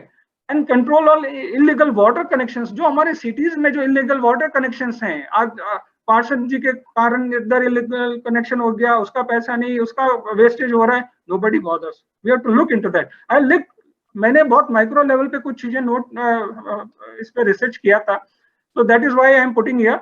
And effective maintenance of non functional water meters. Water meter लगे हुए हैं, वो काम नहीं कर रहे हैं, तो जिसके घर में मीटर काम नहीं कर रहा है, वो 100 लीटर की जगह 500 लीटर पानी यूज कर रहा है. तो भैया आपका जो सिस्टम है उसके ऊपर तो प्रेशर पड़ ही रहा है. अगर आप उसको इफेक्टिवली, उसका टैरिफ सिस्टम, अगर आपका मीटरिंग सिस्टम सही है, तो लोग कम पानी यूज करेंगे, तो automatically every drop of water will be save. जो मैंने कहा, इफेक्टिव वाटर टैरिफ्स बहुत इंपॉर्टेंट है.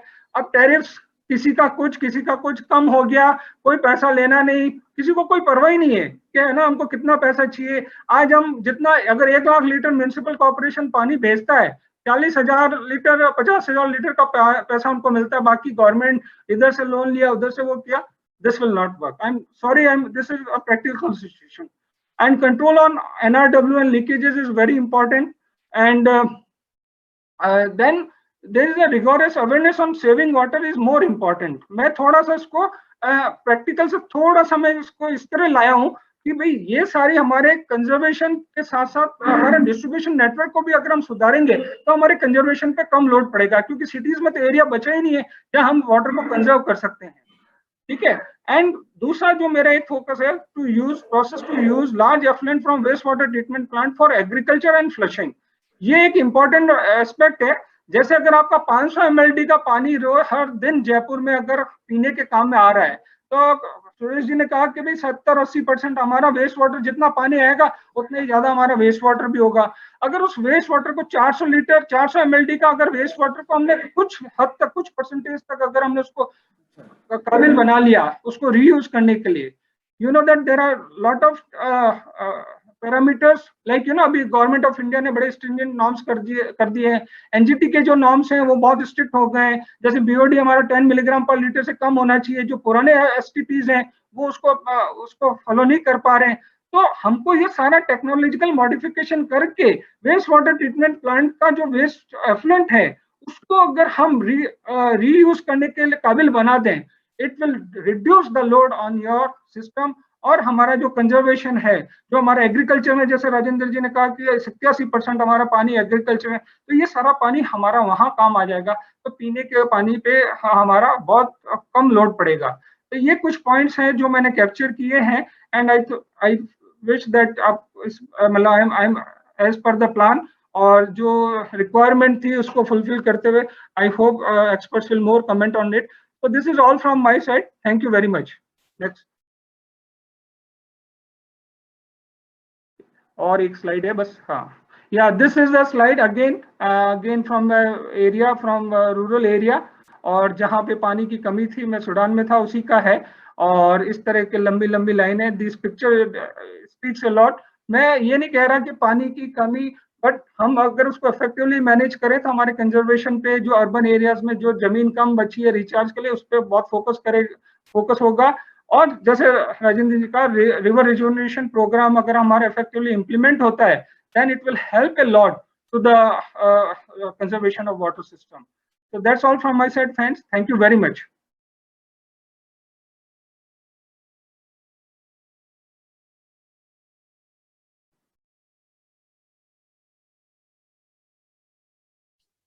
Yes, sir. Yeah, I have finished from my side. Any questions from anybody?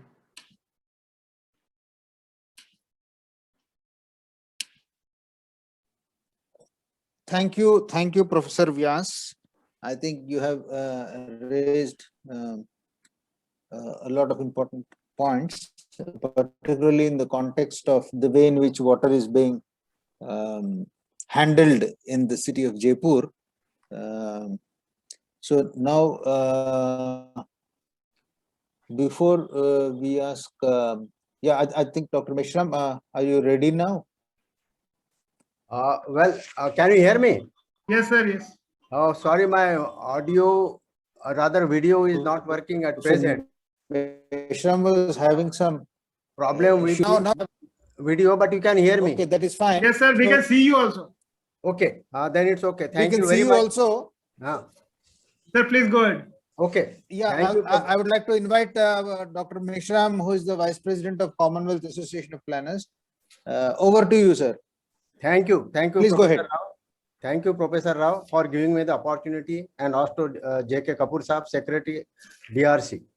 The distinguished speakers, Dr. Rajinder Singh Ji, Waterman of India, Dr. Suresh Rohela Ji, and Professor Anil Datta has given us a very, very enlightening presentation, and really, we specifically, I am benefited from their presentation. Well, because all the three speakers have given us the presentation in such a detail that there is no need that I can really throw some light on that. So what I will do is that I will share my experience as far as the water management is concerned in the Ariville Universal Township. This township was established in the year 1968. When over 60 countries have brought their soil and they are deposited in Ariville Township. So that is what the importance of this Ariville Universal Township. It is 168 kilometers from Chennai and 6 kilometers from the Pondicherry. So I would like to emphasize over here one thing. In the year 1968, not even a single blade of the grass was grown up in this particular area, in spite of the fact that the average rainfall was 120 centimeters per annum, but the whole water was devoted to the god sea. And that is what the problem was. What were the challenges? As per the challenges in the Ariville Township area is uncontrolled runoff, limited surface storage, and inadequate knowledge of the aquifers and their storage areas. How they have tackled this thing? That is through the water management and wastewater treatment and recycling. The principles adopted for the conservation of the water at community level, because I would like to say at the community level and individual levels also, the principle adopted was the zero runoff, conservation of the water, recycling and reuse. And the action taken were very simple, very minor, no big dams and all these things was not at all constructed. And that is why I would like to underline over here, the very, very fractional things were done. That is, the drainage system was so designed. We have designed the drainage system for the Ariville Township in a fashion to support the runoff concept, which we have really developed as far as the Ariville Township is concerned. Then we have constructed the check dams constructed across the canyons. The third action taken was the earthen dams were constructed across the road to divert the runoff in the groundwater below. And the last point which I would like to share with you, the collecting the runoff within the green belt and pumping to the central lake. Actually, in fact, the green belt to act as an aquifer for the water recovery and discharge. That is what the principle has been adopted as far as the Auroville Township is concerned. This was planned by the Town and Country Planning Organization in the year 2001. इन्हें ये देखो क्या हो गया? Yes, can you hear me? Yes, sir. Yes.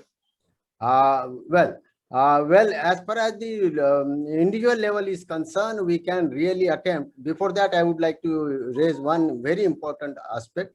That is use of untreated water. If you take the example of the Delhi, treated water is being utilized for the gardens and giving the water and all this thing. That is the treated water.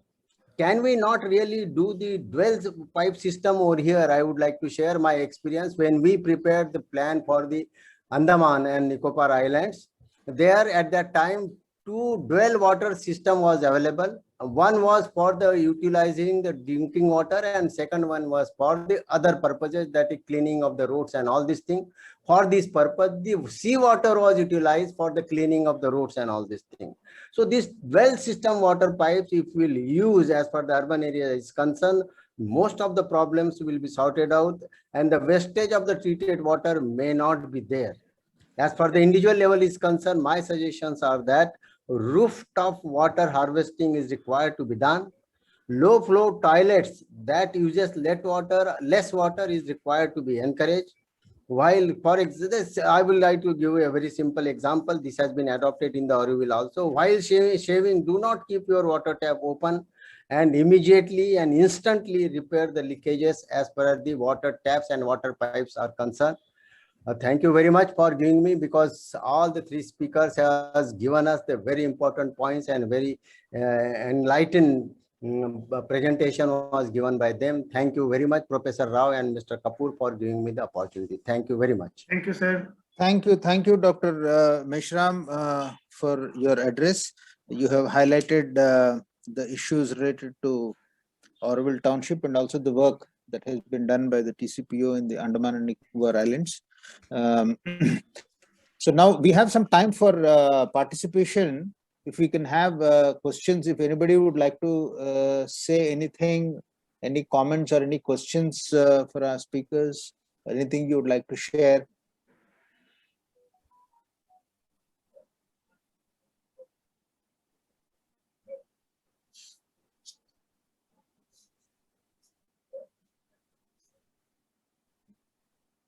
Rajesh Fadke, I think Mr. Rajesh Fadke would like to say something. Yes, sir. Please go ahead. Yeah, my small question to Dr. Rohila was, in this Delhi NDMC or Municipal Corporation of Delhi, is there a provision in the bylaws to use the recycled grey water and or recycled black water?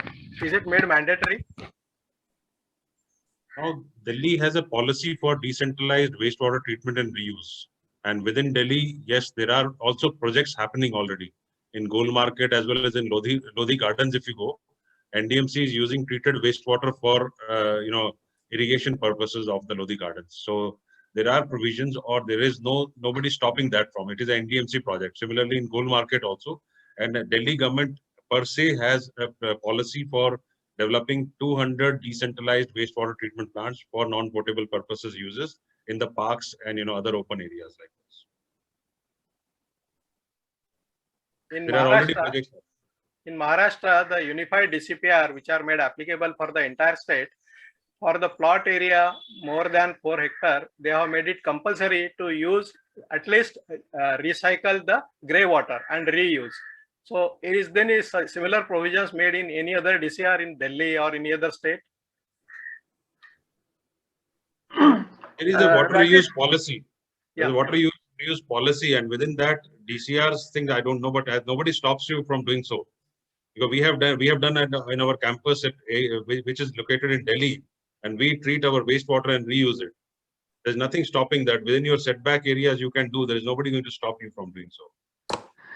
Yeah, Rajesh, can I add something? Like, Yes, sir. Yes, sir. Yeah, one of the biggest challenge what we are facing in the urban governance is right now, like the situation would be quite similar to the other cities also. Like in Jaipur, one of the biggest sewage treatment plant is Delawaz. and it was of 125 MLD capacity. Okay, and as of now, it was constructed in 2011 through the support of again Asian Development Bank and JNN under JNN URM.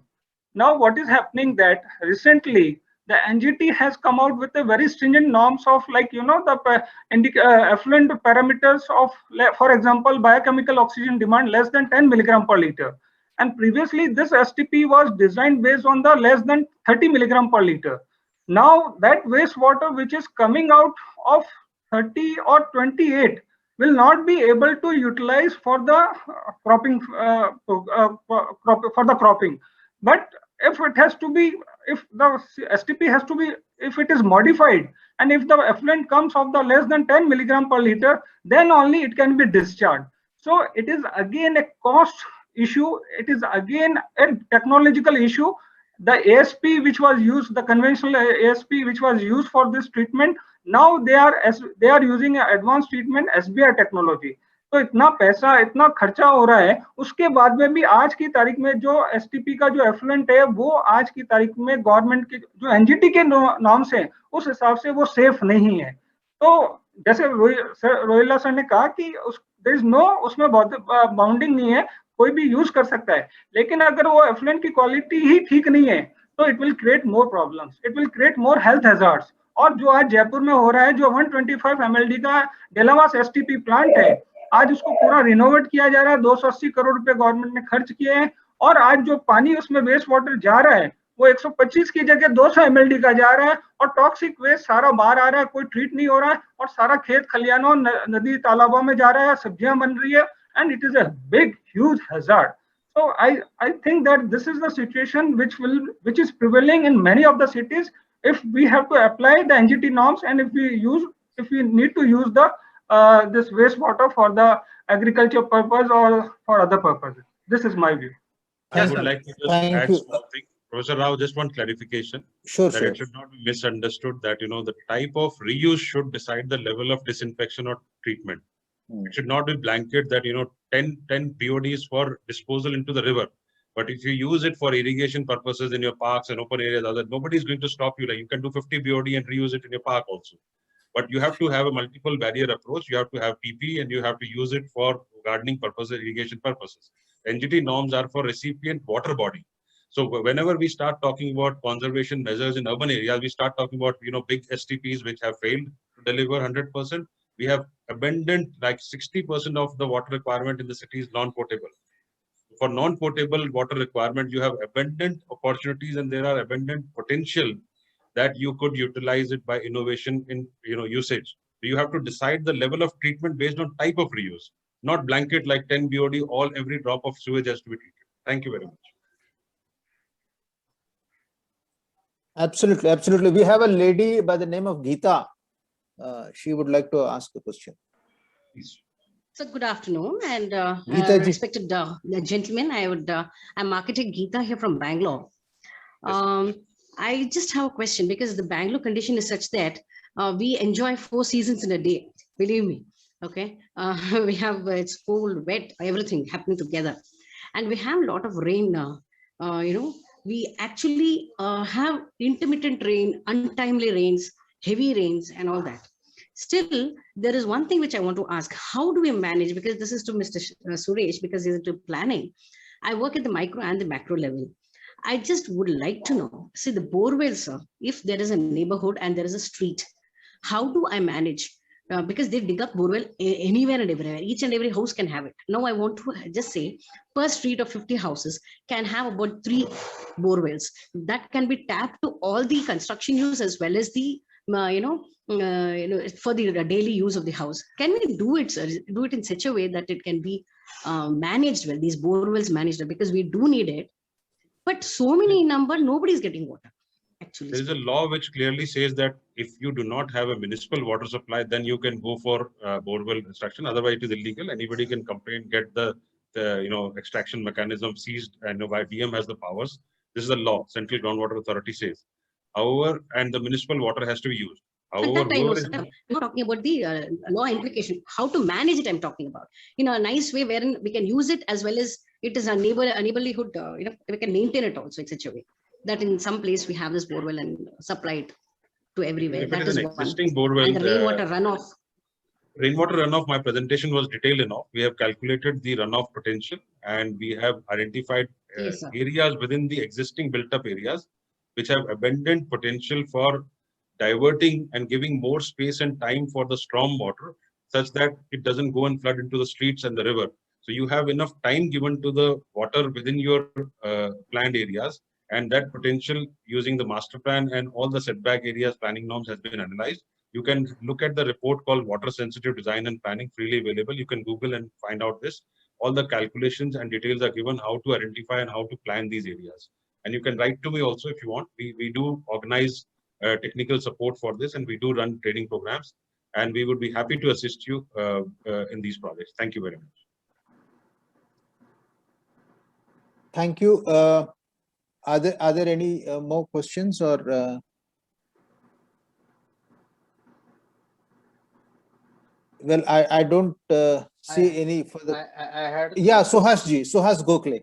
Please go ahead. I had actually asked in the chat box, is rainwater harvesting what Dr. Rohila sir is advocating is very nice idea.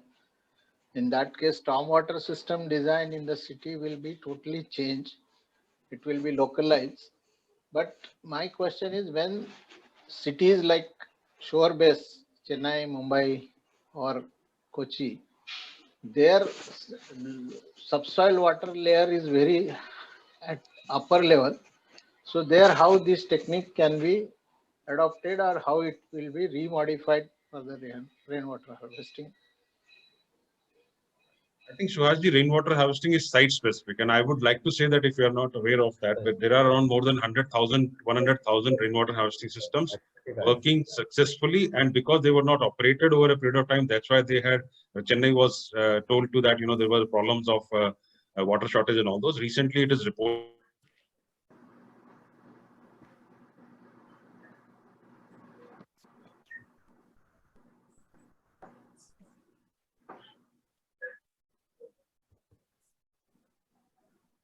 Harvesting, and where you can basically moderate the runoff and let it go to the sea. You cannot develop zero runoff city along coast. You can develop water neutral developments, I would say. And there are several 100,000. The municipal data shows that there are several 100,000 rainwater harvesting systems in Chennai, and so is in many other cities also. Question is whether it is there or not. My question is, they work also, they contribute. No, technique between the rainwater harvesting in the dry area and technique between the rainwater harvesting in the where subsoil water table is at very low level. That guidance is available, sir. So, sir, there is a guidance available for groundwater board, which kind of structure is done at which place. Now we are getting into structure.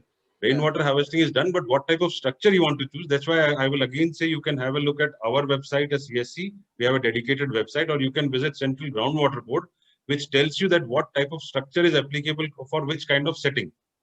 And if it is really very high water table, like 2 feet or 5 feet, then you can do storage of rainwater. You should not recharge it.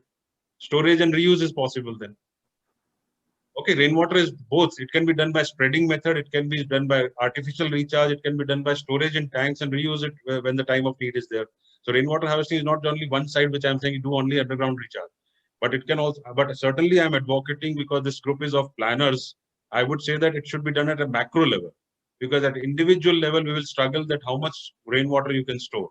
It should be at a macro level, zonal level, that you can maximize the benefit of stormwater, which is untapped till date today, and link it to your zonal water supply system. Ensure that your regular water supply system gets augmented at a low cost, and only the deficient water requirements are met from distant transfer of water. That is what I'm trying to say. Okay. You can look at the structures and you can write to me. I'll give you the structure details also, what is possible in what particular geohydrological setting you are. Thank you, sir. Thank you. So I think if there are no more questions, then probably I'll just take a minute or two to bring this to a conclusion. Clearly, I think the problems are many and several.